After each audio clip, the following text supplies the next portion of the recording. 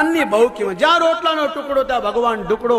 આપણો બજરંગદાસ બાપા કહેતા, આપણો જલારામ બાપા કહેતા, અને જે સંતો કહેતા એને કરી બતાવ્યું. ત્યાં આજે અન્નક્ષેત્ર ચાલે છે, કોઈ ભેદભાવ નહીં.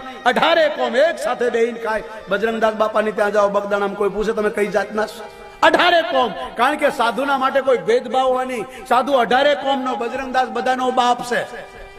ગમે એવું ગામ છે, બજરંગદાસ બાપા કરતા મોટા મોટા સંતો થઈ ગયા, પણ ક્યાંય મઢીઓની આશ્રમ નહીં. અને આજ આપણો બાપ ગામડે ગામડે બેઠો છે, આપણી રક્ષા કરે. કારણ કે હનુમાન છે, હનુમાન હોય એ જાપે બેહે, બીજા નહીં. તો વશિષ્ઠ, વિશ્વામિત્ર, નારદ જેવા સંતો ત્યાં મંદિરો નથી. અને બગદાણામાં જાઓ કોઈ ભેદભાવ નહીં, એક સરખું ભોજન.